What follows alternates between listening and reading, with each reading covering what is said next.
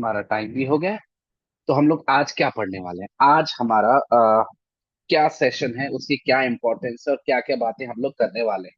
तो जैसा मैंने आपको कल बताया था कि हम लोग अभी कवर करने की कोशिश कर रहे हैं हमारे बीएनएसएस का चैप्टर नंबर 2। और चैप्टर नंबर 2 की जो कहानी है वो सेक्शन 6 से लेकर सेक्शन 20 तक जाती है। तो हम लोगों ने पिछली दो क्लासेस के अंदर सेक्शन 6 से लेकर सेक्शन 14 तक कवर कर लिया है। यहाँ पे हम लोग लगभग लगभग जितनी भी इंपॉर्टेंट पॉइंट्स है सब समझ चुके हैं। जैसे कि कोर्ट ऑफ सेशन क्या है, जुडिशियल मजिस्ट्रेट्स कौन होते हैं, एग्जीक्यूटिव मजिस्ट्रेट्स कौन होते हैं। एग्जीक्यूटिव मजिस्ट्रेट्स का थोड़ा हिस्सा आज के सेशन में आएगा। मतलब आज का जो हमारा एजेंडा है, जो पक्का हमको कंप्लीट करना ही करना है, वहां पर हम लोग सेक्शन 15 से शुरुआत कर कर सेक्शन 20 तक को खत्म करेंगे। आप सोच रहे होंगे सर इतने कम सेक्शन आज हम लोग कवर करेंगे। कम नहीं है, रीजन बीइंग कि एक दो सेक्शंस आज ऐसे हैं वो थोड़े से ज्यादा लंबे आएंगे। जैसे सेक्शन 20 थोड़ा ज्यादा लंबा है, सेक्शन 18 थोड़ा ज्यादा लंबा है और इम्पोर्टेंट भी है। तो उसमें थोड़ा सा समय लग सकता है। अदरवाइज पूरी कोशिश करेंगे कि आज के सेशन में पूरा ये जो हमारा चैप्टर नंबर 2 है वो खत्म हो जाए, और कल जो हमारा वेंसडे आएगा वहां पे हम लोग अपने चैप्टर 3 के साथ शुरुआत कर सके। और मैं आपको पहले ही बता दे रहा हूँ, chapter 3 is actually going to be very very important, very very interesting and very very important. दोनों दोनों बातें हैं हमारे चैप्टर 3 के साथ। ठीक है, तो कल हम उसके साथ शुरू करेंगे। तो बिना टाइम वेस्ट करे हुए थोड़ा सा स्पीड पकड़ कर भी शुरुआत करते हैं बेटा। किसके साथ? चैप्टर सेक्शन नंबर 15 के साथ। और जो बाकी का क्वेश्चन आ रहा है एमसीक्यू वगैरह का, वो हम लोग लास्ट में डिस्कस करते हैं। ठीक है, पहले क्लास कंप्लीट कर लेते हैं आज की। चलो, तो आपको याद ही होगा, याद दिलाने की जरूरत नहीं है कि सेक्शन 14 के अंदर मैंने आपको बताया था कि हमारे बीएनएसएस के अंदर एग्जीक्यूटिव मजिस्ट्रेट्स को लेके क्या क्या प्रावधान बनाए गए। और 100 बातों की अगर मैं एक बात कहूं तो हमने सेक्शन 14 के अंदर ये समझा था कि स्टेट गवर्नमेंट जो है वो अपॉइंट करती है एग्जीक्यूटिव मजिस्ट्रेट। और वो जो एग्जीक्यूटिव मजिस्ट्रेट अपॉइंट होते हैं जरूरत के अनुसार, उनमें से एक बनता है कौन? District magistrate. और इसी के साथ साथ अगर स्टेट गवर्नमेंट चाहे तो एडिशनल डिस्ट्रिक्ट मजिस्ट्रेट्स को भी अपॉइंट कर सकती है अगर जरूरत है। इसी तरीके से अगर स्टेट गवर्नमेंट चाहे तो सब डिविजनल मजिस्ट्रेट्स को भी अपॉइंट कर सकती है, जिसको हम शॉर्ट में एसडीएम बोलते हैं। और एडिशनल डिस्ट्रिक्ट मजिस्ट्रेट्स को शॉर्ट में क्या बोलते हैं? एडीएम। और डिस्ट्रिक्ट मजिस्ट्रेट को शॉर्ट में क्या बोलते हैं? डीएम। ठीक है, तो सब डिविजनल मजिस्ट्रेट्स भी अपॉइंट हो सकते हैं। अब यहाँ पर एक पॉइंट था कि अगर कभी भी ऐसी सिचुएशन आए तो स्टेट गवर्नमेंट के पास ये पावर है कि किसी डिस्ट्रिक्ट मजिस्ट्रेट को भी ये पावर दे सकती है कि अगर वो चाहे तो सब डिविजनल मजिस्ट्रेट के संबंध में वो सारी पावर वो डिस्ट्रिक्ट मजिस्ट्रेट एक्सरसाइज करे, जो आमतौर पर स्टेट गवर्नमेंट करे। पर ये चॉइस है, अगर स्टेट गवर्नमेंट ऐसा करना चाहेगी तो करेगी। और आखिरी पॉइंट था कमिश्नर ऑफ पुलिस से संबंधित, जिसके अंदर हमने ये पढ़ा था कि अगर स्टेट गवर्नमेंट चाहे तो कभी भी जो पावर्स एक एग्जीक्यूटिव मजिस्ट्रेट्स की होती हैं, जो पावर्स हम लोग पढ़ रहे हैं, उन पावर्स को दे सकती है किसको? कमिश्नर। किसको? कमिश्नर ऑफ पुलिस को। तो यहाँ पे जो हाईलाइट हमने किया है केवल कमिश्नर ऑफ पुलिस किया है, केवल इस पॉइंट को दिमाग में रख। ठीक है, तो ये कहानी बेटा हम लोगों ने एग्जीक्यूटिव मजिस्ट्रेट से संबंध में समझी थी सेक्शन 14 के अंदर। अब जो अगला सेक्शन है जिससे हमारी आज की क्लास शुरू होने वाली है, वो है सेक्शन 15, जो बात करता है स्पेशल एग्जीक्यूटिव मजिस्ट्रेट। अब आप अगर थोड़ा सा भी ध्यान दो ना, कुछ भी नया नहीं है बेटा। आप पैटर्न को अगर फॉलो कर रहे हो बीएनएसएस के, तो वो सेम ही पैटर्न है जो पैटर्न हम लोग फॉलो कर रहे थे जुडिशियल मजिस्ट्रेट के संबंध में। There is nothing new. वहां पे भी हम जुडिशियल मजिस्ट्रेट की बात कर रहे थे, चीफ जुडिशियल मजिस्ट्रेट की बात कर रहे थे, और फिर हमने किसकी बात करी थी? स्पेशल जुडिशियल मजिस्ट्रेट की। यहाँ पे भी यही बात हो रही है। हमने अभी एग्जीक्यूटिव मजिस्ट्रेट की बात करी है सेक्शन 14 के अंदर। अब सेक्शन 15 के अंदर हम बात कर रहे हैं किसकी? Special executive magistrate. किसकी? स्पेशल एग्जीक्यूटिव मजिस्ट्रेट की। इसके बारे में क्या कहा जा रहा है? द स्टेट गवर्नमेंट, यहाँ पे खेल सारा स्टेट गवर्नमेंट का है। The state government may appoint, यहाँ पे ये मे शब्द इंपॉर्टेंट है। may appoint for such term as it may think fit executive magistrate. अब सुनिएगा ध्यान से, एग्जीक्यूटिव मजिस्ट्रेट और एनी पुलिस ऑफिसर, ये इंपॉर्टेंट पॉइंट है, not below the rank of superintendent of police. एक इसको मार्क करिए। और equivalent to be known as special executive magistrate for particular areas और for the purpose of particular functions, and confer on such executive magistrates such of the powers as are conferable under this sanita on executive magistrates as it may deem fit। नई बात समझ में? क्या कहा जा रहा है? याद करो, स्पेशल जुडिशियल मजिस्ट्रेट वाली कहानी।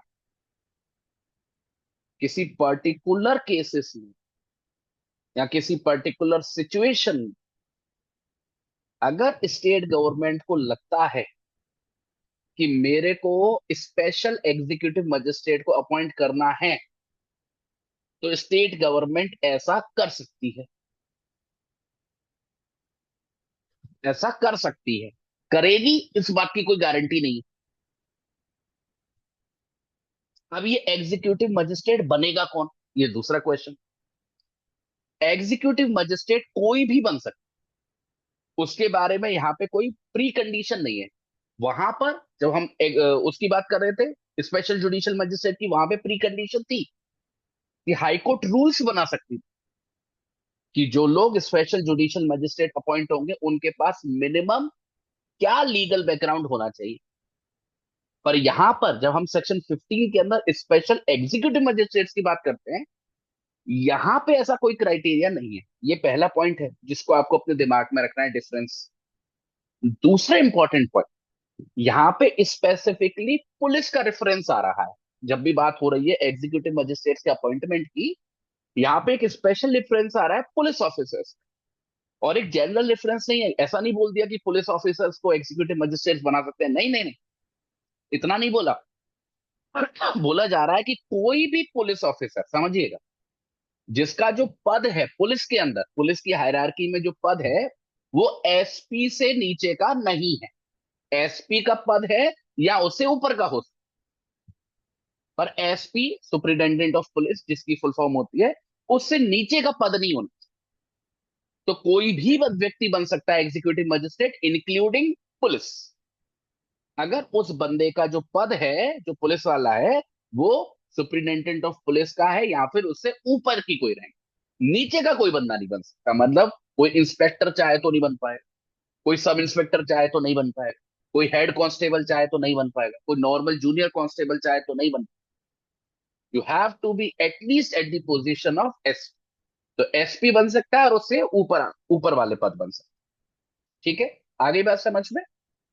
तो स्टेट गवर्नमेंट को अगर जरूरत लगेगी तो वो एग्जीक्यूटिव मजिस्ट्रेट्स को अपॉइंट करेगा, जो एक पुलिस वाला भी हो सकता है जिसका पद एसपी या उससे ऊपर का है। बस ये वाली बात याद रखें। अब आते हैं इनके ड्यूरेशन पर, इसके टर्म पर।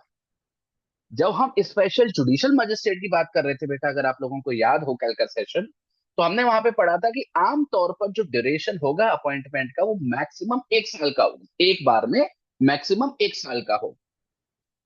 यहाँ पे बेटा ऐसा कोई लिमिटेशन नहीं। यहाँ पे कितनी ड्यूरेशन के लिए किसी भी व्यक्ति को हम एग्जीक्यूटिव मजिस्ट्रेट बना रहे हैं, वो कौन डिसाइड करेगा? स्टेट गवर्नमेंट ही डिसाइड। तो स्टेट गवर्नमेंट ये भी डिसाइड करेगी कि मुझे एग्जीक्यूटिव मजिस्ट्रेट बना, किसी को स्पेशल एग्जीक्यूटिव मजिस्ट्रेट बनाना भी है या नहीं। और अगर मैं बना भी रहा हूं तो वो कितने ड्यूरेशन के लिए होगा?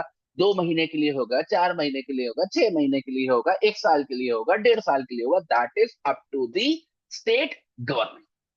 तो ना ही क्वालिफिकेशन को लेके कोई क्राइटेरिया है जैसा स्पेशल जुडिशियल मजिस्ट्रेट केस में था, और ना ही ड्यूरेशन को लेके कोई क्राइटेरिया है जैसा कि स्पेशल जुडिशियल मजिस्ट्रेट के संबंध में। ये जो दो मेजर डिफरेंसेस हैं बेटा, आपको इन दोनों बातों को दिमाग में रखना है। बाकी की कहानी बिल्कुल सेम। ये ऑब्वियस सी बात है, हम स्पेशल एग्जीक्यूटिव मजिस्ट्रेट को क्यों अपॉइंट कर रहे हैं? क्योंकि कोई पर्टिकुलर टाइप ऑफ केसेस से वो हैंडल कर सके, इसलिए। या किसी पर्टिकुलर सिच, ऑब्वियस सी बात। हमने ये जो स्पेशल शब्द इस्तेमाल किया है, इसका इसका कॉन्टेक्स्ट ही है कि कुछ स्पेशल है, कुछ ऐसे केसेस है जो अलग है, डिफरेंट है, जिनके साथ वो हैंडल। ठीक है, ये कॉन्टेक्स्ट बनता है बेटा आपका सेक्शन 15 का, जहां पर हम लोग समझते हैं स्पेशल एग्जीक्यूटिव मजिस्ट्रेट्स। ये जो दो डिफरेंसेस मैंने आपको बताए, उनको जरूर आपको दिमाग में रखना। एक बार चैट बॉक्स में सभी बच्चे बाई टाइप कर। अब ये और क्लियर समझ में आया, ड्यूरेशन वाला पॉइंट भी और पुलिस वाला पॉइंट क्लियर है? इतना लंबा मैसेज नहीं उसका, मुश्किल से 1-2 लाइन का लिखा कर। Why criteria has been mention, ये बेटा why is not the question. मैं मंत्री नहीं हूं और मैं मीटिंग में मौजूद नहीं। Why is not the criteria. What is the criteria, क्या लिखा है वो इंपॉर्टेंट। पुलिस ऑफिसर बिलो ये can be, why is not the criteria, वो सब गवर्नमेंटल डिसीजन होते हैं, प्रॉपर कमिटीज बनती हैं और वो कमिटीज सारी बातों पर दिमाग लगाकर फैसला लेती हैं कि हम कोई भी क्राइटेरिया किसी भी कानून में क्यों डालें। ठीक है, बट वो हमारा सब्जेक्ट मैटर नहीं है बीइंग अ लॉ स्टूडेंट। चल, अब आओ बेटा सेक्शन 16। सेक्शन 16 के अंदर बात हो रही है लोकल जुरिस्डिक्शन की। सेम पैटर्न है जो हम जुडिशियल मजिस्ट्रेट्स के बारे में फॉलो कर रहे हैं। लोकल जुरिस्डिक्शन आप सभी को पता है, लोकल एरिया की बात होगी, उस एरिया की जिसके ऊपर कोई भी एग्जीक्यूटिव मजिस्ट्रेट अपनी जुरिस्डिक्शन को मतलब अपनी पावर्स को एक्सरसाइज करे। ठीक है, सबसेक्शन 1 को देखते हैं। Subject to the control of state government, ये इंपॉर्टेंट, ये बात important. The district magistrate may, कौन? District magistrate. एक एक शब्द पे ध्यान देना बेटा। The district magistrate may from time to time, define the local limits of areas within which the executive magistrate may exercise all or any of the powers with which they may be invested under this sanity। अब मेरे बिना बताए आपको ये section समझ में आ जाना चाहिए। क्यों मैं बोल रहा हूं कि मेरे बिना बताए?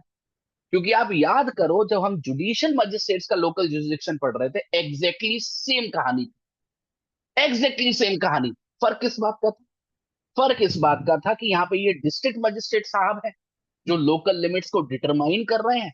वहां पे कौन था? वहां पे हमारे सीजीएम साहब थे, मतलब चीफ जुडिशियल मजिस्ट्रेट।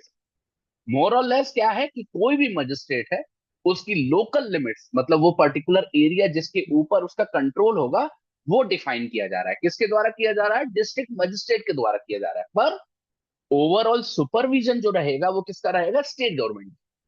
तो इमीडिएटली डिस्ट्रिक्ट मजिस्ट्रेट साहब कंट्रोल कर रहे हैं और उनके ऊपर के लेवल पर स्टेट गवर्नमेंट बैठी हुई है। ठीक है, जैसे जुडिशियल कॉन्टेक्स्ट में ये काम कैसे हो रहा था कि इमीडिएट स्तर पर तो हमारे सीजीएम साहब थे, और अदरवाइज ऊपर कोर्ट ऑफ सेशन का भी कंट्रोल है, हाई कोर्ट का भी कंट्रोल है। इस तरीके से सिस्टम काम करता है। ठीक है, तो यहां पर सेक्शन 16 के सबसेक्शन 1 में आपको क्या याद रखना है कि जो हमारे डिस्ट्रिक्ट मजिस्ट्रेट साहब वो डिटरमाइन करते हैं सभी एग्जीक्यूटिव मजिस्ट्रेट्स की लोकल लिमिट्स, मतलब वो पर्टिकुलर एरिया जिसके ऊपर कोई भी फलाना एग्जीक्यूटिव मजिस्ट्रेट अपने जुरिस्डिक्शन को मतलब अपनी पावर्स को एक्सरसाइज करे। बस, बस इतनी सी बात समझने वाली है। अब देखो जरा subsection 2, except as otherwise provided by such definition. अब सुनो, the jurisdiction and powers of every such magistrate shall extend throughout the district। याद करो, बिल्कुल सेम सबसेक्शन पढ़ा था, बिल्कुल सेम, कुछ भी डिफरेंट तो नहीं है। यही वाली बात आई थी, shall extend throughout the district। एक बच्चा फंस भी रहा था इसको लेके कि सर मुझे ये वाली बात की समझ में आई, वही बात रिपीट। मतलब जब भी आपका कोई भी लोकल एरिया डिटरमाइन हो गया, जैसे मान लीजिए आप एक एग्जीक्यूटिव मजिस्ट्रेट हो, तो आपके जो डीएम साहब हैं, आपके जो सीनियर साहब हैं, उन्होंने आपका लोकल एरिया डिटरमाइन कर दिया कि भाई साहब आप इस एरिया के ऊपर अपनी पावर और जुरिस्डिक्शन एक्सरसाइज करोगे। तो वो जो आपका लोकल एरिया है उसके ऊपर आपका कंप्लीट कंट्रोल, आप जो भी ऑर्डर्स जारी करने की आपको पावर दी गई है इस एक्ट के अंदर, इस बीएनएसएस के अंदर, आप वो सारी चीजें उस लोकल एरिया के संबंध में कर सकते। ठीक है, आगे बात समझ में क्लियर है? तो ये दो बातें आपको याद रखनी है कि district magistrate is the most important position जब भी बात आएगी लोकल लिमिट्स को डिटरमाइन। और एक बार लोकल लिमिट्स डिटरमाइन हो जाती है तो वो जो एग्जीक्यूटिव मजिस्ट्रेट्स हैं अपनी लोकल लिमिट्स के संबंध में अपनी पावर्स को खुल के एक्सरसाइज कर। ठीक है, क्लियर है सेक्शन 16? अब देखो जरा सेक्शन 17। बिल्कुल देखो सेम रिपीटेशन हो रहा है, ये हमने वहां पे भी पढ़ा था सबॉर्डिनेशन वाली बात, अब यहाँ पे भी सबॉर्डिनेशन वाली बात है। सेक्शन 17 के अंदर हम पढ़ेंगे सबॉर्डिनेशन ऑफ एग्जीक्यूटिव मजिस्ट्रेट। और जब भी कोई भी सेक्शन, इस बात को दिमाग में रख लो बेटा, जब भी कोई भी सेक्शन सबॉर्डिनेशन शब्द इस्तेमाल करे, आप समझ जाना कि हायरार्की की बात होने वाली है। हायरार्की मतलब कि कौन सा सबसे ऊपर होगा पद, उसके नीचे कौन सा पद होगा, मतलब किसके कंट्रोल में कौन होगा, ऐसा डिस्कशन आएगा जब भी सबॉर्डिनेशन की बात होगी। तो जब जुडिशियल मजिस्ट्रेट के संबंध में हमने सबॉर्डिनेशन को समझा था तो क्या समझा था कि सीजीएम इज द हेड और उसके नीचे आते हैं बाकी के। फिर वो चाहे जुडिशियल मजिस्ट्रेट फर्स्ट क्लास हो, फिर वो चाहे judicial magistrate of second class हो। कुछ ऐसी ही कहानी हमको एग्जीक्यूटिव मजिस्ट्रेट्स के संबंध में सेक्शन 17 के अंदर देखने को मिलती है। अब देखो क्या लिखा हुआ है सब सेक्शन 1 के अंदर। All executive magistrate shall be subordinate to, कहने की जरूरत है क्या? किसके सबॉर्डिनेट होंगे सारे एग्जीक्यूटिव मजिस्ट्रेट? District magistrate. वहां पे जहां जहां पे सीजेएम है, वहां पे यहाँ पे क्या कौन हो जाएगा? डीएम साहब हो जाएंगे, डिस्ट्रिक्ट मजिस्ट्रेट साहब हो जाएंगे। And every executive magistrate other than the sub divisional magistrate exercising power in a sub division shall also be subordinate to the sub divisional magistrate. ये सेम बात हमने वहां पे भी पढ़ी थी, subject to the general control of the district magistrate. ठीक है, देखो हमने हायरार्की बना दी। हमने एक डिस्ट्रिक्ट के लेवल में सबसे ऊपर किसको रखा है? डिस्ट्रिक्ट मजिस्ट्रेट साहब। किसको रखा है? डिस्ट्रिक्ट मजिस्ट्रेट साहब। और डिस्ट्रिक्ट मजिस्ट्रेट साहब जो हैं उनके सबॉर्डिनेट हैं बाकी के सारे एग्जीक्यूटिव मजिस्ट्रेट। ठीक है, तो एक डिस्ट्रिक्ट के अंदर जितने भी एग्जीक्यूटिव मजिस्ट्रेट काम कर रहे हैं वो सब किसके अधीन है? इन डिस्ट्रिक्ट मजिस्ट्रेट साहब। अब किसी डिस्ट्रिक्ट में अगर सब डिविजनल मजिस्ट्रेट की पोजीशन क्रिएट की गई है, जो मैंडेटरी नहीं है, स्टेट गवर्नमेंट चाहे तो करेगी। अगर किसी डिस्ट्रिक्ट के संबंध में डीएम के नीचे सब डिविजनल मजिस्ट्रेट की भी पोजीशन क्रिएट की गई है, तो सब डिविजनल मजिस्ट्रेट किसके ऊपर आएगा? बाकी के जूनियर मजिस्ट्रेट। तो सबसे पहले आएंगे जूनियर मजिस्ट्रेट्स, उनके ऊपर आएगा सब डिविजनल मजिस्ट्रेट, और उनके ऊपर आएंगे हमारे डिस्ट्रिक्ट। ठीक है, तो इस तरीके से हायरार्की बनेगी। तो कैसे याद रखोगे? सबसे नीचे नॉर्मल एग्जीक्यूटिव मजिस्ट्रेट, उनके ऊपर सब डिविजनल मजिस्ट्रेट एसडीएम जिसको बोलते हैं, उनके ऊपर डिस्ट्रिक्ट मजिस्ट्रेट, और साइड में कौन आएगा? डिस्ट्रिक्ट मजिस्ट्रेट के साइड में कौन आएगा? कौन है उनके भाई? Additional district magistrate ADM. तो डीएम एडीएम बराबर के पद, उनसे छोटे एसडीएम, और उनसे छोटे बाकी के एग्जीक्यूटिव मजिस्ट्रेट। वैसे डीएम और एडीएम बराबर के पद हैं, पर कुछ बातों में डीएम ऊपर होता है एडीएम से। किन बातों में? जब बात आती है डिस्ट्रीब्यूशन ऑफ वर्क, क्योंकि डीएम डिसाइड करता है कि कौन सा काम वो खुद करेगा और कौन सा काम अपने बाकी के जो एडिशनल डीएम्स है उनके बीच में बांट। पर जब बात आती है पोजीशन की, पोजीशन दोनों की बराबर। दोनों ही डिस्ट्रिक्ट मजिस्ट्रेट है, वो एडिशनल है और वो मेन। बस इतना सा फर्क है। सेम कहानी जो हम चीफ जुडिशियल मजिस्ट्रेट और एडिशनल चीफ जुडिशियल मजिस्ट्रेट के संबंध में समझे थे, सेम कहानी यहाँ पे डीएम और एडिशनल डीएम के संबंध। ठीक है, ये पॉइंट सभी को क्लियर है? ये है बेटा सबसेक्शन 1। अब देखो जरा सबसेक्शन 2 क्या कह रहा है।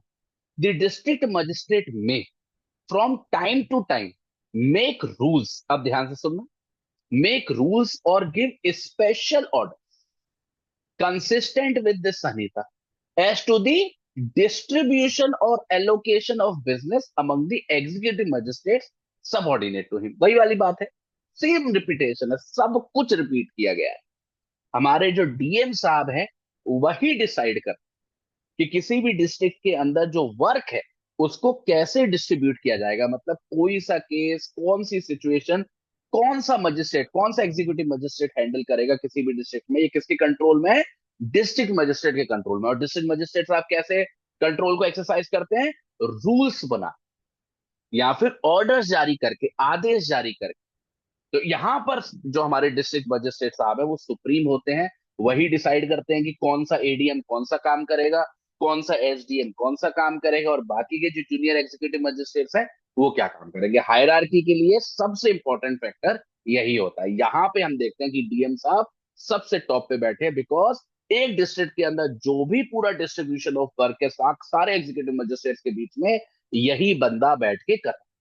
ये एक पॉइंट है जहां पर हम देखते हैं कि जो बाकी के एडीएम है डीएम से थोड़ा सा दब जाते हैं। इस पॉइंट को अगर हटा दें तो डीएम और एडीएम बिल्कुल बराबर हैं।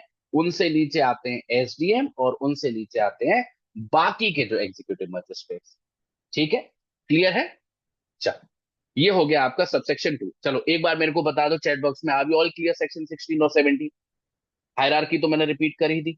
ठीक है, डीएम, उनके भाई एडीएम, उनसे छोटे एसडीएम, और उनसे छोटे बाकी के एग्जीक्यूटिव।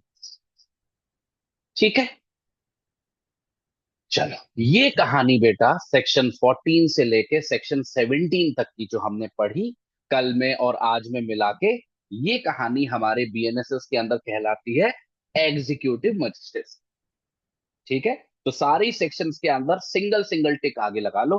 सेक्शन 14 के भी आगे सिंगल टिक, 15 के भी आगे, 16 के भी आगे, 17 के भी आगे, क्योंकि ये सभी एक ही कहानी का। ठीक है। तो हमने ये जो कहानी है एग्जीक्यूटिव मजिस्ट्रेट के संबंध में ये भी कंप्लीट कर लिया। बहुत ज्यादा इंपॉर्टेंट नहीं है, पर हाँ एमसीक्यू वगैरह में आमतौर पर पूछी जाती रहती है और हमारी समझ के लिए, अंडरस्टैंडिंग के लिए बहुत जरूरी है। ठीक है। अब अब सुनिएगा बड़े ध्यान से बेटा। अब ये जो हमारा चैप्टर 2 है, इसमें बचते हैं बेटा टोटल 3 सेक्शन। सेक्शन 18, सेक्शन 19 और सेक्शन 20। सेक्शन 18 के अंदर हम बात करेंगे पब्लिक प्रोसिक्यूटर्स की। सेक्शन 19 के अंदर हम बात करेंगे असिस्टेंट पब्लिक प्रोसिक्यूटर्स की। एडिशनल नहीं, असिस्टेंट, दोनों शब्दों में फर्क होता है। और तीसरे नंबर पे हम लोग बात करेंगे डायरेक्टोरेट ऑफ प्रोसिक्यूशन। अब ये 3 सेक्शंस हैं, ये बिल्कुल एक डिफरेंट स्टोरी लेके आएंगे जो अभी तक हमने सुनी नहीं। तो इसको जरा ध्यान से समझते हुए बारी बारी से स्टेप बाय स्टेप आगे बढ़ते हुए चलेंगे। ये जो सेक्शन 18 में आपको पढ़ाने जा रहा हूं, इसको जरा ध्यान से सुनना। देखो, है बहुत सिंपल, पर कहानी समझनी पड़ेगी, भाषा में नहीं फंसना। कहानी जो है, जो बैकग्राउंड है, जो ओवरऑल प्रैक्टिकल सिचुएशन है, उसको दिमाग में उतारना है। ठीक है। देखो, सेक्शन 18 बात करता है बेटा पब्लिक प्रोसिक्यूटर्स। इसमें जो सबसेक्शन 1 है वो क्या कह रहा है? For every high court, mark करते चलना मेरे से, for every high court the central government और the state government shall, after consultation with the high court. High court का कंसल्टेशन बहुत इंपॉर्टेंट होता है बेटा, कभी इसको भूल भूल मत जाना लिखना मेंस में। ठीक है। For every high court the central government और the state government shall, after consultation with the high court, appoint a public prosecutor and may appoint one or more additional public prosecutors. ठीक है।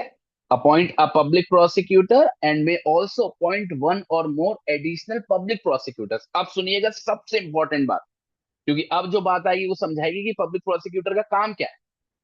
For conducting in such court, सुनिएगा ध्यान से, any prosecution, appeal और other proceedings, any prosecution, appeal or other proceedings on behalf of, सबसे important है, on behalf of the central government or the state government as the case may। सबसे पहले इस subsection को समझने से पहले आपको समझना होगा कि पब्लिक प्रोसिक्यूटर है कौन।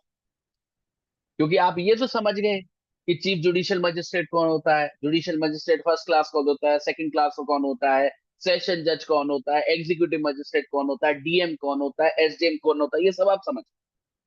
उसी तरीके से पहले आप समझो कि पब्लिक प्रोसिक्यूटर होता कौन है और उसका क्या रोल है हमारे जुडिशियल सिस्टम के अंदर।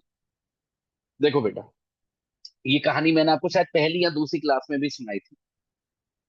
देखो, दो तरीके की जुरिस्डिक्शन होती है मोर और लेस। एक तो है सिविल साइड, एक तो है क्रिमिनल साइड। ठीक है। सिविल साइड जहां पे हम लोग सीपीसी पढ़ते हैं प्रोसीजर के तौर पर, वहां पे मामला बड़ा सीधा साधा है। क्योंकि सिविल साइड में जो दोनों पार्टीज हैं जिनको हम प्लेंटिफ और डिफेंडेंट के नाम से बुलाते हैं, वो कानून की नजर में दोनों ही बराबर है। और उन दोनों के बीच की जो लड़ाई है उनको वो आपस में ही लड़नी है। और यहाँ पे आपस में लड़ने का मतलब है वो अपने अपने वकील चुन के लाएंगे और वो वकील आपस में कानूनी बहस करके केस को जीतेंगे एविडेंसेस वगैरह के आधार पर। तो सिविल केसेस का पैटर्न तो बड़ा सिंपल, कि भाई तू अपना वकील ले आ, मैं अपना वकील ले आता हूँ, कोर्ट में देख लेंगे, बात खत्म। बट बेटा जब हम लोग क्रिमिनल साइड की बात करते हैं ना, यहाँ पे स्टोरी बहुत डिफरेंट है और इस स्टोरी को समझना बहुत जरूरी है। मुझे पता है आप में से 99% बच्चों को ये स्टोरी पता है, बट फिर भी उसे मन में उतारना बहुत जरूरी है। बेटा क्रिमिनल साइड में हमेशा याद रखें, जो विक्टिम है, मतलब जिस व्यक्ति के साथ अपराध हुआ है, उसके बिहाफ पर, उसको रिप्रेजेंट करते हुए हमेशा सरकार केस लड़ती। कौन लड़ती है? सरकार केस लड़ती, या तो राज्य सरकार या फिर केंद्र सरकार। ज्यादातर सिचुएशन में राज्य सरकार, कुछ एक्सेप्शनल केसेस में केंद्र सरकार।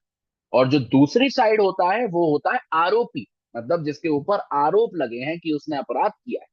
विक्टिम पिक्चर में नहीं, विक्टिम या विक्टिम का वकील पिक्चर में नहीं। आप ये मत सोचना कि अगर कोई विक्टिम है तो वो अपना वकील नहीं ला सकता, ला सकता है। पर वो जो विक्टिम का वकील होगा भी ना, वो आर्ग्यूमेंट नहीं करेगा, वो केवल सहायता करेगी, करेगा। किसकी सहायता करेगा? इसी पब्लिक प्रोसिक्यूटर की, मतलब जो सरकारी वकील है उसकी सहायता करेगा, जो सरकार के बिहाफ पे केस लड़ रहा है उस विक्टिम के लिए। तो ये सिस्टम को समझना बहुत जरूरी है। और यही कहानी आती है पब्लिक प्रोसिक्यूटर से। ये पब्लिक प्रोसिक्यूटर असल में वही लोग हैं जो विक्टिम्स के बिहाफ पे किसी भी केस को लड़ेंगे, सरकार के नाम से, राज्य सरकार के नाम से या फिर केंद्र सरकार के। तो हमारा ये जो सबसेक्शन 1 है वो यही कह रहा है कि हर एक हाई कोर्ट के संबंध में, सबसे पहले बेटा हाई कोर्ट की बात हो रही है, हर एक हाई कोर्ट के संबंध में या तो सेंट्रल गवर्नमेंट या फिर स्टेट गवर्नमेंट, दोनों के पास ये पावर है। वो कंसल्ट करेंगे किसके साथ? उसी हाई कोर्ट के साथ। और उस कंसल्टेशन करने के बाद चुनेंगे पब्लिक प्रोसिक्यूटर। अगर काम कम है, ज्यादा भार नहीं है, तो एक ही पब्लिक प्रोसिक्यूटर को चुनेंगे।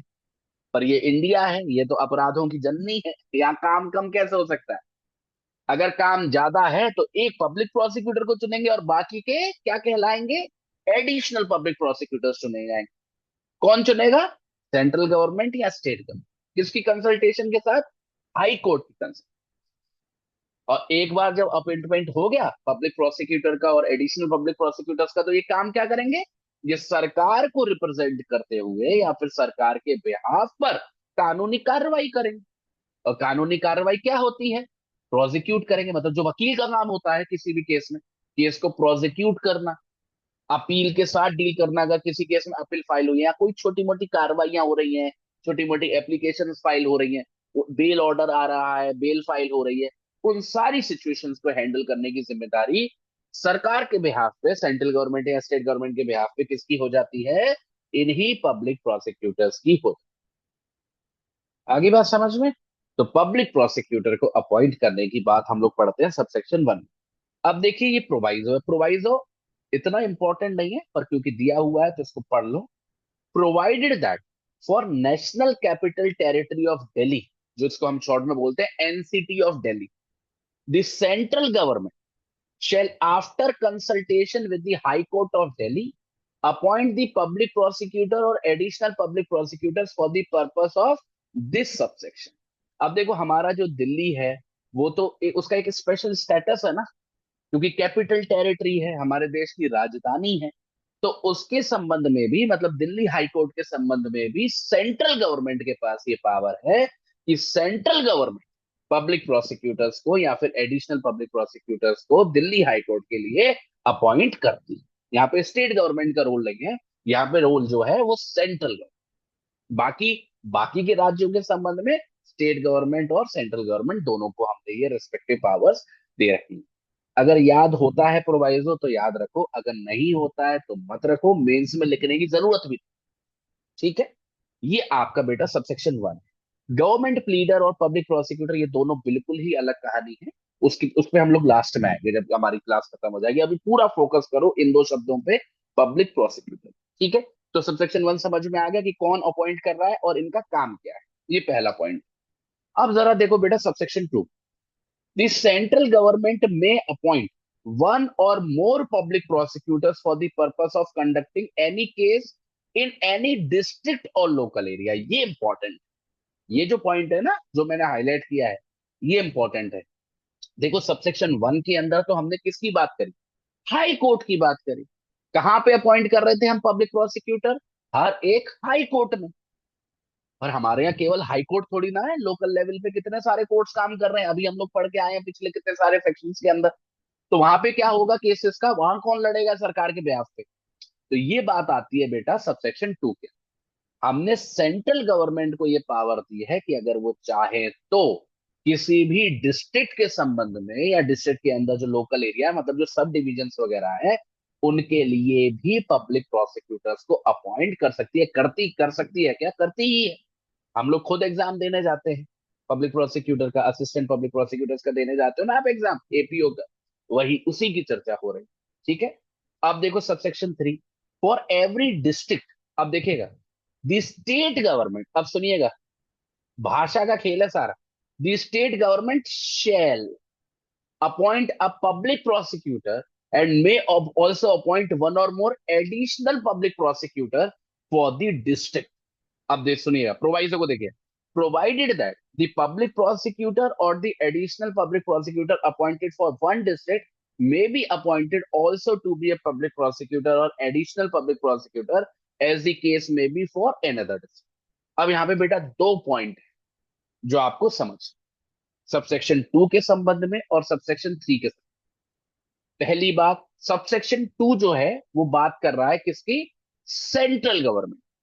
और सेंट्रल गवर्नमेंट को ये पावर दे रहा है कि वो किसी भी डिस्ट्रिक्ट या लोकल एरिया के संबंध में किसको अपॉइंट कर सकता है, पब्लिक प्रोसिक्यूटर। वहीं अगर हम सबसेक्शन 3 को देखते हैं तुरंत, तो वहां पे यही सेम पावर किसको दी जा रही है, स्टेट गवर्नमेंट। ये state government public prosecutor appoint कर सकता है या एडिशनल पब्लिक प्रोसिक्यूटर अपॉइंट कर सकता है किसी भी डिस्ट्रिक्ट के संबंध। अब यहाँ पे बच्चा कंफ्यूज हो जाता है। अब यहाँ पे जो सबसे इंपॉर्टेंट पॉइंट है जो आप लिखोगे अपने मेंस में या प्रीलिम्स में पूछा जाए तो इस बात का ध्यान रखोगे, सबसेक्शन 3 के अंदर स्टेट गवर्नमेंट की ये जिम्मेदारी है, ये रिस्पॉन्सिबिलिटी है, उनके लिए मैंडेटरी है कि उस राज्य में जितने भी डिस्ट्रिक्ट्स हैं उन सभी डिस्ट्रिक्ट्स के लिए, लिखा हुआ है ना फॉर एवरी डिस्ट्रिक्ट, उन सभी डिस्ट्रिक्ट के लिए स्टेट गवर्नमेंट पब्लिक प्रोसिक्यूटर या एडिशनल पब्लिक प्रोसिक्यूटर्स को अपॉइंट करेगा ही करेगा। ये रिस्पॉन्सिबिलिटी है, शैल शब्द का इस्तेमाल किया गया।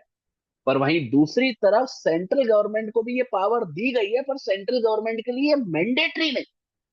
सेंट्रल गवर्नमेंट अगर चाहे तो पब्लिक प्रोसिक्यूटर्स को अपॉइंट कर सकती है पूरे देश में किसी भी राज्य में किसी भी डिस्ट्रिक्ट में। पर स्टेट गवर्नमेंट की जिम्मेदारी बनती है कि अपने राज्य के अंदर गिरने वाले सभी डिस्ट्रिक्ट के लिए वो पब्लिक प्रोसिक्यूटर्स को अपॉइंट करे ही करे। ये पहला पॉइंट है समझने वाला। दूसरा पॉइंट जो प्रोवाइजो से आ रहा है, अब स्टेट गवर्नमेंट ने मान लीजिए पब्लिक प्रोसिक्यूटर्स या एडिशनल पब्लिक प्रोसिक्यूटर्स को अपॉइंट कर दिया किसी भी एक्स डिस्ट्रिक्ट के संबंध में, तो क्या वो जो पब्लिक प्रोसिक्यूटर है या जो एडिशनल पब्लिक प्रोसिक्यूटर है केवल एक्स डिस्ट्रिक्ट में ही काम कर सकता है या फिर वाई डिस्ट्रिक्ट में भी काम कर सकता है या जेड डिस्ट्रिक्ट में भी काम कर सकता है? मानो कोई केस आया है वाई डिस्ट्रिक्ट या कोई केस आया है जेड डिस्ट्रिक्ट में, तो क्या ये पॉसिबल है कि वही पब्लिक प्रोसिक्यूटर या वही एडिशनल पब्लिक प्रोसिक्यूटर उस वाई डिस्ट्रिक्ट में भी चला जाए या फिर उस जेड डिस्ट्रिक्ट में भी चला जाए और उस केस को लड़ सके, रिप्रेजेंट कर सके? हाँ, ऐसा बिल्कुल पॉसिबल। तो हमेशा याद रखिएगा कि जब पब्लिक प्रोसिक्यूटर अपॉइंट होते हैं तो आमतौर पर वो किसी पर्टिकुलर डिस्ट्रिक्ट के संबंध में होंगे, एक्स वाई या जेड। पर इसका मतलब ये नहीं है कि जिस डिस्ट्रिक्ट के लिए वो अपॉइंट हुआ है केवल वही काम कर सकते। अगर किसी भी कारण से स्टेट गवर्नमेंट किसी पब्लिक प्रोसिक्यूटर से बोले कि वाई डिस्ट्रिक्ट के केस को हैंडल कर लो या जेड डिस्ट्रिक्ट के केस को हैंडल कर लो, तो वो ऐसा कर सकते। ये बात कहां से निकल के आती है बेटा, सब सेक्शन 3 के प्रोवाइड। कहां से निकल के आती है, सब सेक्शन 3 के प्रोवाइड। अब आओ बेटा जरा सब सेक्शन 4। सब सेक्शन 4 क्या कह रहा है, सब सेक्शन 4 कुछ डिफरेंट कह रहा है। द डिस्ट्रिक्ट मजिस्ट्रेट, अब देखिएगा जरा, shall in consultation with the session judge prepare a panel of names of person who are in his opinion fit to be appointed as public prosecutors or additional public prosecutors for the district। अब ये बात तो हमें समझ में आ गई sub section 2 और sub section 3 को पढ़कर कि डिस्ट्रिक्ट के संबंध में सेंट्रल गवर्नमेंट या फिर स्टेट गवर्नमेंट पब्लिक प्रोसिक्यूटर या एडिशनल पब्लिक प्रोसिक्यूटर्स को अपॉइंट करती है। ये बात तो समझ में आ गई। पर बड़ा सवाल जिसका जवाब हमको सब सेक्शन 4 के अंदर मिल रहा है वो ये है कि ये जो पब्लिक प्रोसिक्यूटर्स अपॉइंट किए जा रहे हैं ये कहाँ से अपॉइंट होंगे? हवा में अपॉइंट थोड़ी ना होंगे कि कोई बंदा रोड से चल के जा रहा था, कोर्ट के सामने से निकल रहा था तो उसको पकड़ा कि पब्लिक प्रोसिक्यूटर बनोगे क्या, आ जाओ लड़ लो केस। ऐसा तो है नहीं, कोई तो सिस्टम होगा। अब कभी भी हम कोई सिस्टम एस्टेब्लिश करेंगे तो कुछ तो लोग होंगे जिनकी जिम्मेदारियां होंगी, जिनके पास पावर्स होंगी। तो समझने वाली बात यह है कि सब सेक्शन 4 हमारा सेक्शन 18 का ये कहता है कि जो डिस्ट्रिक्ट मजिस्ट्रेट है, डिस्ट्रिक्ट मजिस्ट्रेट की बात करी थी ना हमने सेक्शन 14 के अंदर एग्जीक्यूटिव मजिस्ट्रेट के तौर पर, जो हमारा डिस्ट्रिक्ट मजिस्ट्रेट है वो कंसल्टेशन करेगा किसके साथ? सेशन जज के साथ। सेशन जज कौन है? याद करो, जो कोर्ट ऑफ सेशन में बैठता है। तो हमारा डिस्ट्रिक्ट मजिस्ट्रेट कंसल्टेशन करेगा सेशन जज के साथ, और उस कंसल्टेशन के बाद एक पैनल ऑफ नेम्स बनाएगा। पैनल ऑफ नेम्स मतलब एक लिस्ट बनाए, जो उसकी राय में, उसकी राय क्या मतलब, दोनों की ही राय में, डीएम की राय में, सेशन जज की राय में फिट है कि उनको पब्लिक प्रोसिक्यूटर के तौर पर अपॉइंट किया जा सकता है, या फिर एडिशनल पब्लिक प्रोसिक्यूटर के तौर पर अपॉइंट किया जा सकता है। आगे बात समझ में? तो कौन बनाता है लिस्ट? District magistrate. पर वो खुद अपने मन से नहीं बनाता, वो कंसल्ट करता है। किसके साथ कंसल्ट करता है बेटा? सेशन जज के साथ। ये एमसीक्यू पूछा जाए तो आप भूलना मत इस पॉइंट। ठीक है। अब आप सभी लोगों के दिमाग में आ रहा होगा, सर हम तो एग्जाम देते हैं एपीओ का, एपीओ। आप जो एपीओ का एग्जाम देते हो ना, उस एपीओ की फुल फॉर्म क्या है? एडिशनल पब्लिक प्रोसिक्यूटर है, एडिशनल पब्लिक ऑफिसर नहीं। उसकी फुल फॉर्म होती है उसकी फुल फॉर्म होती है असिस्टेंट पब्लिक प्रोसिक्यूटर, या असिस्टेंट प्रोसिक्यूशन ऑफिसर, जो भी उसका अलग अलग स्टेट में अलग अलग नाम देती है। तो उस पोस्ट को जब आप संभालते हो लंबे समय तक, अच्छा परफॉर्म करते हो, तब आप नजर में आते हो। किसके नजर में आओगे? सेशन जज के नजर में आओगे। सेशन जज आपका नाम रिकमेंड करेगा डिस्ट्रिक्ट मजिस्ट्रेट साहब। फिर डिस्ट्रिक्ट मजिस्ट्रेट साहब उसको अपनी लिस्ट में डालें। और फ्यूचर में अगर सब कुछ ठीक रहा, तो स्टेट गवर्नमेंट या फिर सेंट्रल गवर्नमेंट का अपॉइंटमेंट पब्लिक प्रोसिक्यूटर के तौर पर, या फिर एडिशनल पब्लिक प्रोसिक्यूटर के तौर पर कर देंगे। मतलब आपका प्रमोशन हो जाएगा, असिस्टेंट से एडिशनल बन जाओगे। इस बात को हमेशा याद रखें। ये दो शब्दों को लेके बच्चे बहुत कंफ्यूजन करते हैं। एक शब्द है एडिशनल, एक शब्द है असिस्टेंट। हमेशा समझिएगा, एडिशनल जब भी लिखा हो तो वो पद नीचे का नहीं है, वो बराबर का पद है। वो तो जरूरत ज्यादा थी इसलिए एक से ज्यादा का अपॉइंट किया गया है। मतलब पब्लिक प्रोसिक्यूटर और एडिशनल पब्लिक प्रोसिक्यूटर दोनों बराबर के पद हैं। दोनों में बहुत ज्यादा फर्क नहीं है, दोनों बराबर के ही पद हैं, बराबर के लेवल पे है हायरार्की। पर जब भी शब्द बेटा असिस्टेंट लिखा दिख जाए, चाहे किसी जज के आगे, चाहे पब्लिक प्रोसिक्यूटर वगैरह के आगे, आप हमेशा समझाना कि असिस्टेंट शब्द से ही पता चलता है कि वो जूनियर है। तो पब्लिक प्रोसिक्यूटर अगर एक तरफ खड़ा है और दूसरी तरफ असिस्टेंट पब्लिक प्रोसिक्यूटर है, समझ लेना वो उसके अधीन है। या फिर एडिशनल पब्लिक प्रोसिक्यूटर एक तरफ खड़ा है और दूसरी तरफ असिस्टेंट पब्लिक प्रोसिक्यूटर खड़ा है, तो आप समझ जाना वो उसके अधीन है। तो असिस्टेंट हमेशा नीचे वाली पोस्ट होती है, एडिशनल हमेशा बराबर वाली। इस बात को हमेशा दिमाग। ठीक है, आगे बात समझ में? तो हमारे डिस्ट्रिक्ट मजिस्ट्रेट साहब सेशन जज के साथ कंसल्ट करके लिस्ट ऑफ नेम्स डिसाइड करते हैं, जिस लिस्ट में से हमारी स्टेट गवर्नमेंट या सेंट्रल गवर्नमेंट पब्लिक प्रोसिक्यूटर्स या फिर एडिशनल पब्लिक प्रोसिक्यूटर्स को अपॉइंट कर। ठीक है। ये है बेटा आपका सबसेक्शन 4। अब देखिए सबसेक्शन 5 इसी से जुड़ा हुआ। No person shall be appointed by the state government as the public prosecutor or the additional public prosecutor for the district unless his name appears in the panel of names prepared by the district magistrate। और आपके मन में एक सवाल जरूर आया होगा जब मैंने आपको सब सेक्शन 4 बताया, कि सर क्या स्टेट गवर्नमेंट बंधी हुई है कि वो उसी लिस्ट से अपॉइंटमेंट करेगी? क्या ऐसा पॉसिबल है कि किसी बंदे को पब्लिक प्रोसिक्यूटर या एडिशनल पब्लिक प्रोसिक्यूटर बना दिया जाए जो डिस्ट्रिक्ट मजिस्ट्रेट की लिस्ट में नहीं है? तो सबसेक्शन 5 हमें इस बात का जवाब देता है और वो कहता है कि नहीं, ऐसा पॉसिबल नहीं है।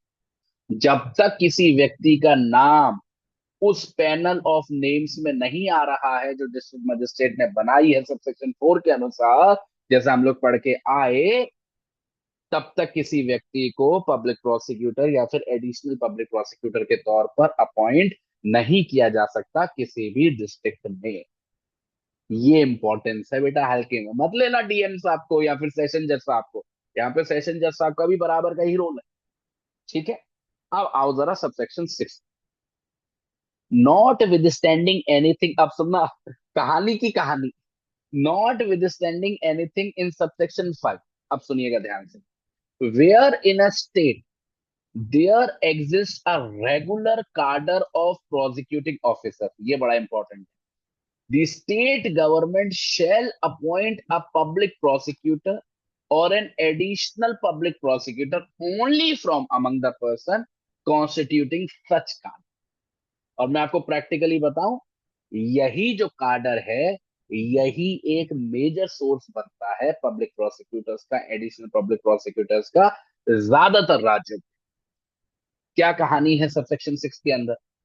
देखो, हम लोग जब कोई भी एग्जाम क्रैक करते हैं, जिस एग्जाम को क्रैक करके हमें पद मिलता है असिस्टेंट पब्लिक प्रोसिक्यूटर का, या जिस भी नाम से हम बुलाते हो किसी भी राज्य में, और हम सरकार को रिप्रेजेंट करने लगते हैं नीचे लोकल लेवल, तो हम एक कार्डर का पार्ट बन जाते हैं, एक ग्रुप का पार्ट बन जाते हैं।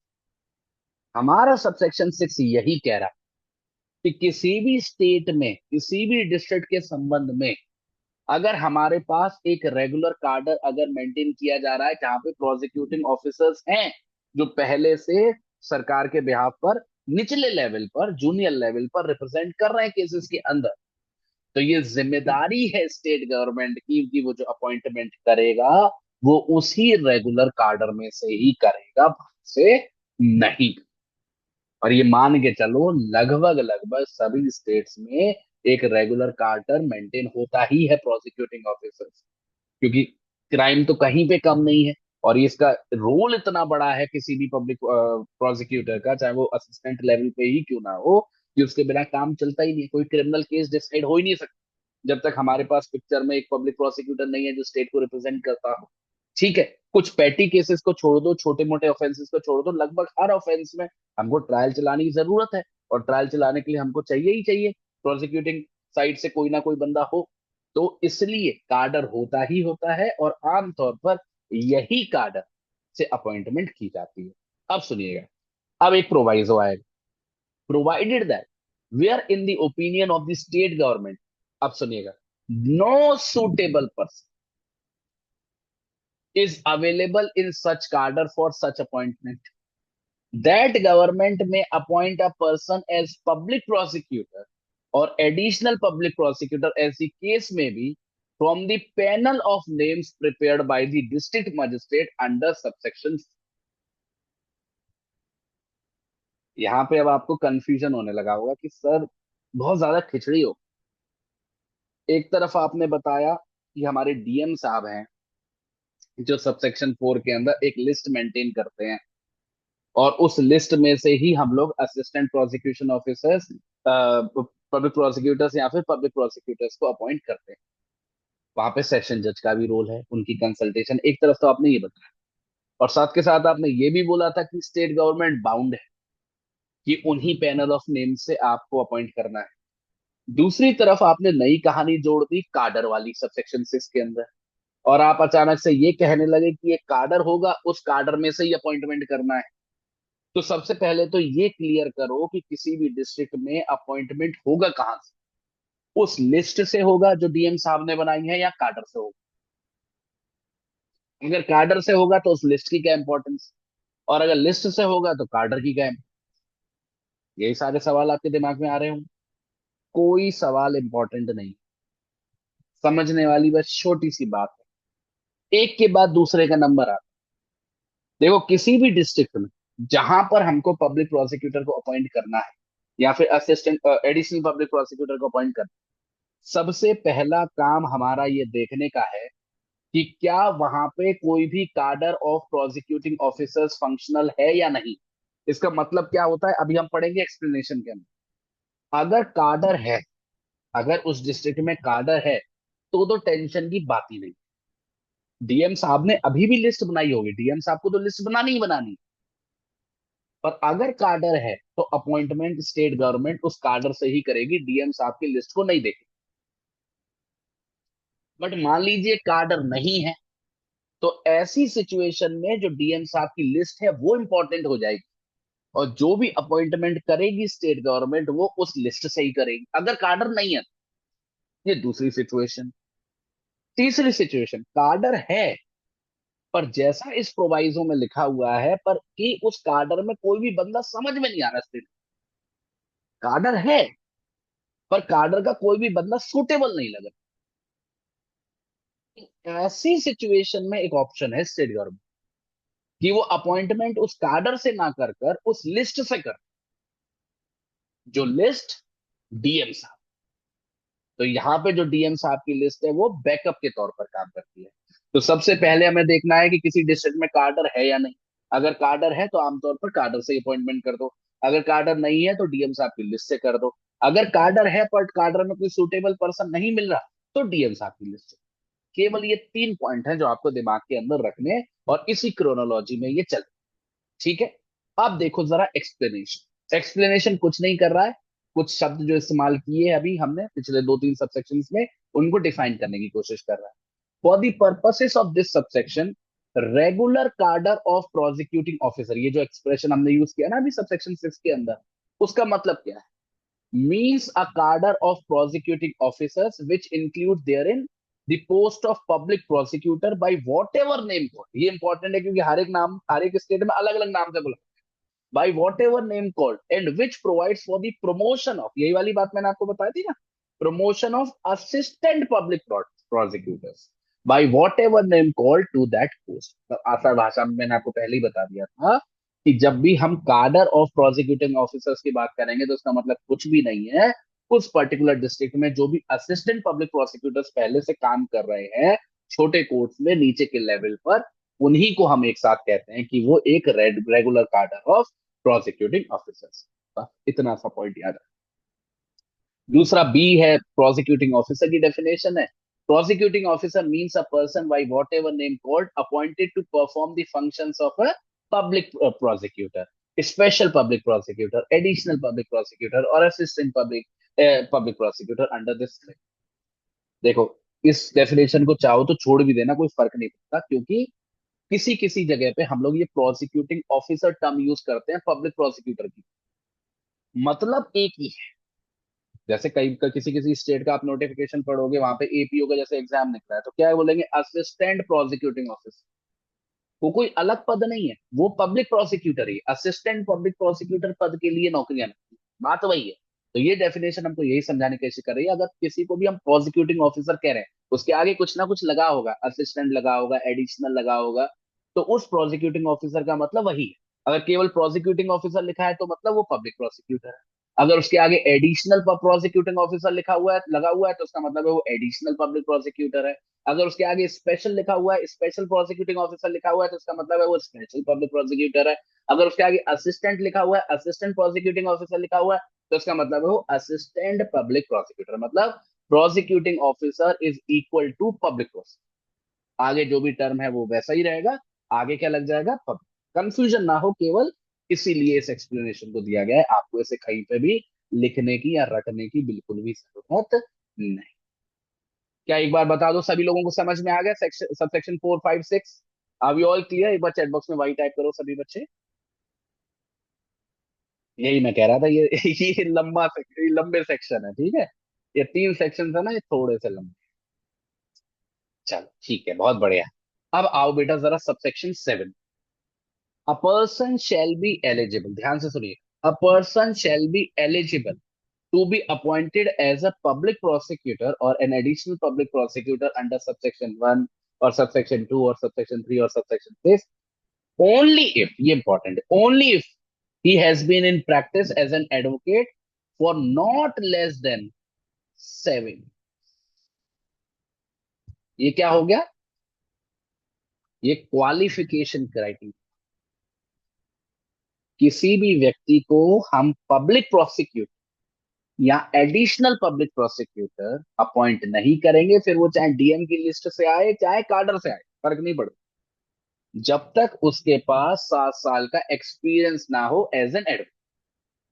तो आप केवल एलएलबी करके असिस्टेंट पब्लिक प्रोसिक्यूटर तो बन सकते हो, पर कभी भी पब्लिक प्रोसिक्यूटर या एडिशनल पब्लिक प्रोसिक्यूटर नहीं बन सकते। एडिशनल या पब्लिक बनने के लिए आपको कम से कम 7 साल पहले काम करना, तब जाके आप, ठीक है। तो हमेशा याद रखिएगा, पब्लिक प्रोसिक्यूटर या एडिशनल पब्लिक प्रोसिक्यूटर बनने के लिए मैंडेटरी रिक्वायरमेंट क्या है, 7 साल का एक्सपीरियंस एज एन एडवोकेट। ठीक है। अब देखो सबसेक्शन 8। द सेंट्रल गवर्नमेंट और the state government may appoint for the purpose of any case और class of cases a person who has been in practice as an advocate for not less than 10 years।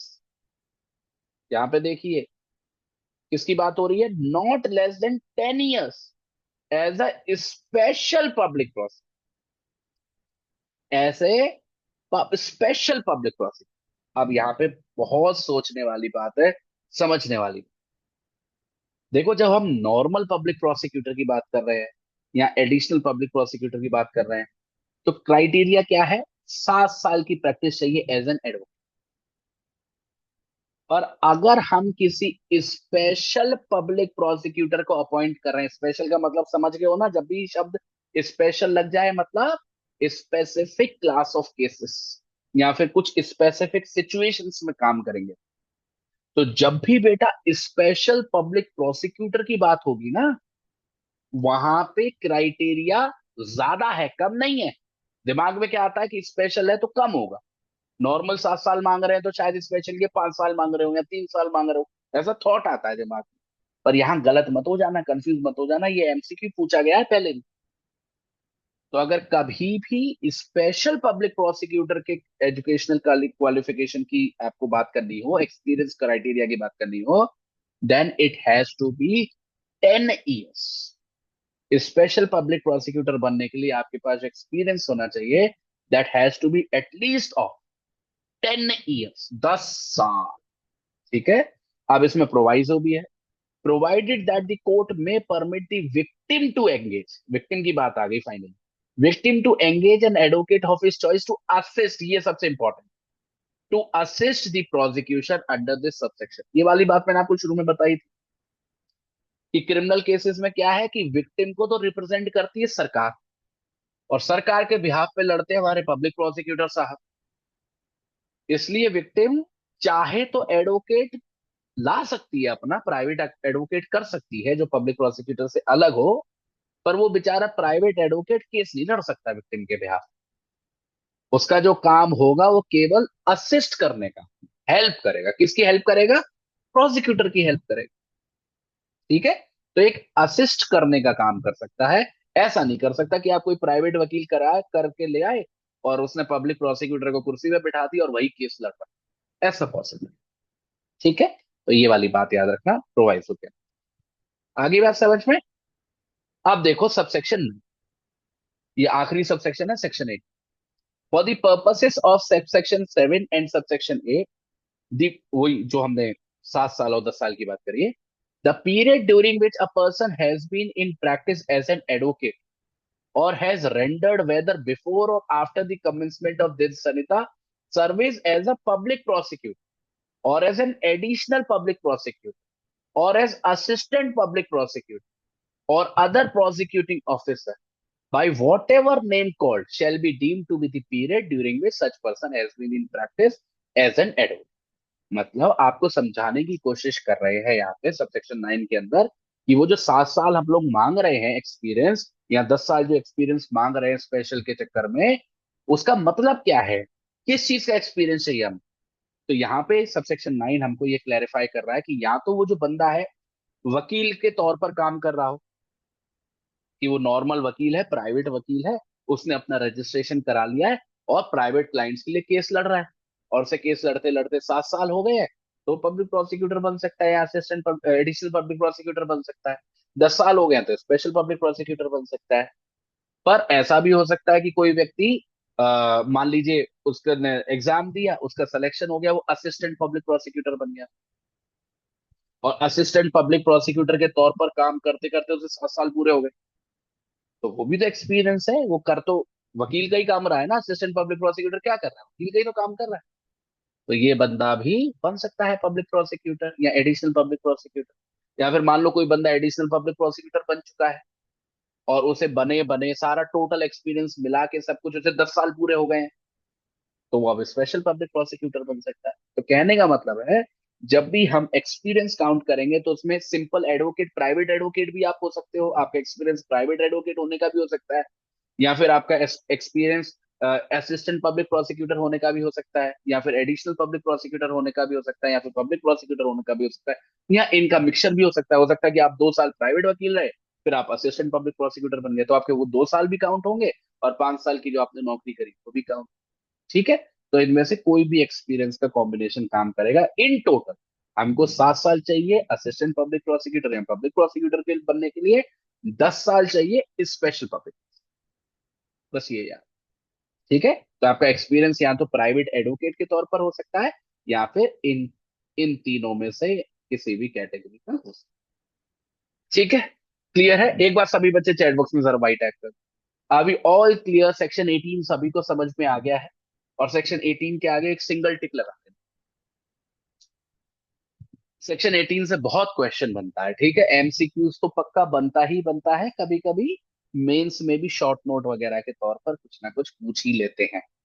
ठीक है, तो इसको आप कम से कम 2 3 4 बार revise करोगे अच्छे से, तो आपको ये पक्का हो जाए।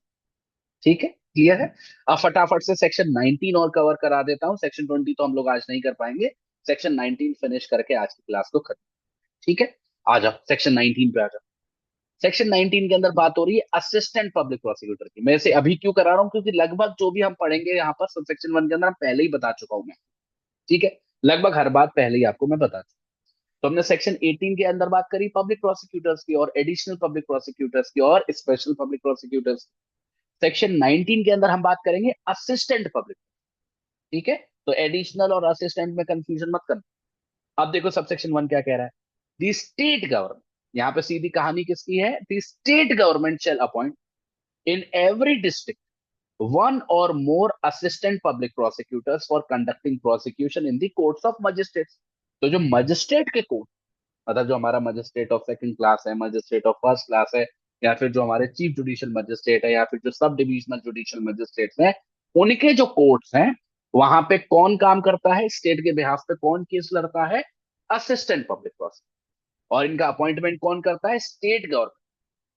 ठीक है, जरूरत के अनुसार जितने भी पब्लिक असिस्टेंट पब्लिक प्रोसिक्यूटर्स की जरूरत है, जितनी वैकेंसी आती है, वैकेंसी निकलती है ना, कि हमको मानो यूपी ने वैकेंसी निकाली कि हमको 70 चाहिए, हमको 80 चाहिए, हमको 90 चाहिए। तो जिस जिस डिस्ट्रिक्ट में जरूरत होती है, जहाँ पे लोग रिटायर हो गए हैं या डेथ वगैरह हो गई है, हाँ वहां पे आपकी पोस्टिंग करते रहते हैं। ठीक है, तो स्टेट गवर्नमेंट का कंट्रोल है। अब देखो subsection 2, the central government may appoint, Central government may appoint one or more assistant public prosecutor for the purpose of conducting any case or class of cases in the court of magistrate। वही वाली बात आप फिर से कहोगे कि sir state government भी आ गया, सेंट्रल गवर्नमेंट भी आ गया। वही चीज याद रखो जो मैंने आपको सेक्शन 18 में भी पढ़ाई थी। स्टेट गवर्नमेंट के लिए पब्लिक प्रोसिक्यूटर्स को अपॉइंट करना किसी भी डिस्ट्रिक्ट में मैंडेटरी हो, शेल लगा हुआ।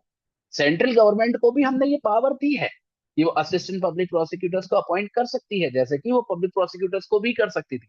पर उसकी चॉइस है, वो इस पावर को एक्सरसाइज करे या ना करे। और मैं प्रैक्टिकली बताऊं, नहीं कर, सेंट्रल गवर्नमेंट नहीं कर। ठीक है, स्टेट गवर्नमेंट की ही जिम्मेदारी बनती। अब देखो सबसेक्शन जी, without prejudice to the provisions contained in subsections 1 and 2। अब सुनिएगा, where no assistant public prosecutor is available for the purpose of any particular case, the district magistrate may appoint any other person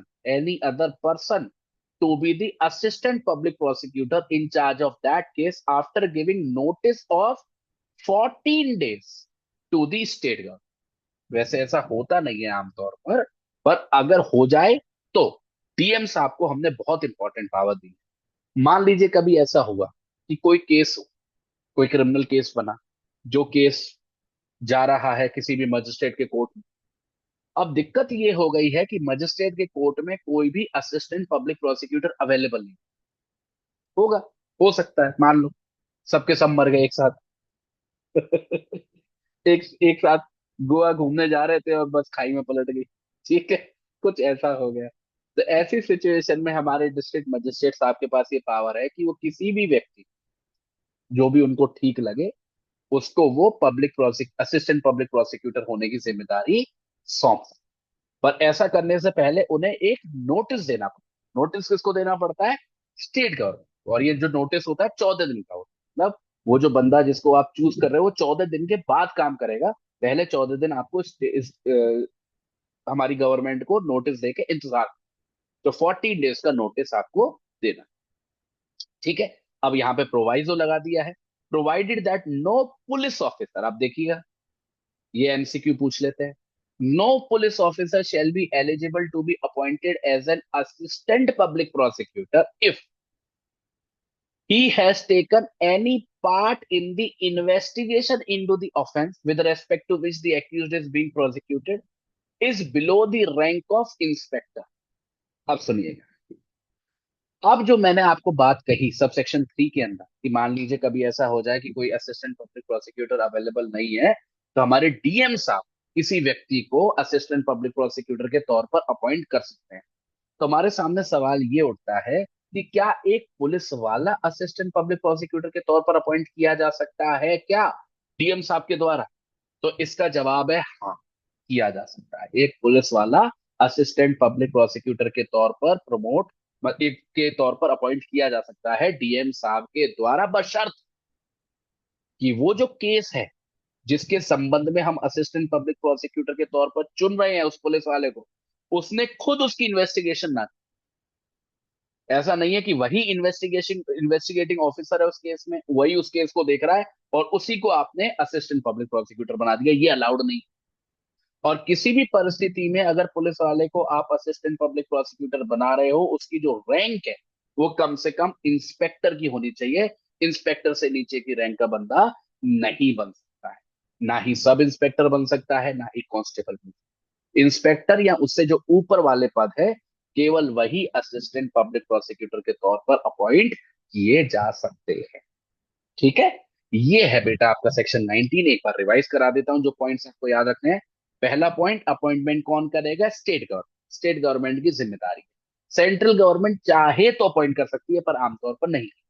कभी ऐसा हो जाए कि किसी district में किसी केस के संबंध में अगर असिस्टेंट पब्लिक प्रोसिक्यूटर अवेलेबल नहीं है, तो डीएम साहब किसी व्यक्ति को, सरकार को 14 दिन का नोटिस देके असिस्टेंट पब्लिक प्रोसिक्यूटर बना सकते हैं, पुलिस वाले को भी, बशर्त है कि वो जो पुलिस वाला है वो कम से कम इंस्पेक्टर की रैंक का हो और वो उस केस का इन्वेस्टिगेटिंग ऑफिसर ना हो जिसके संबंध में उसे असिस्टेंट पब्लिक प्रोसिक्यूटर बनाया गया। दीज आर दी 5 पॉइंट्स जो आपको सेक्शन 19 में याद है। एक बार चैट बॉक्स में सभी बच्चे वाई टाइप कर दो, are we all clear? Section 19 आपको समझ में आ गया? हम लोग 1 मिनट ऊपर हो गए, आज 2 मिनट ऊपर हो गए, पर हमारा सेक्शन 19 तक का जो एजेंडा है वो कंप्लीट हो गया। चलो बहुत बढ़िया, इसको यहीं रोकता हूँ।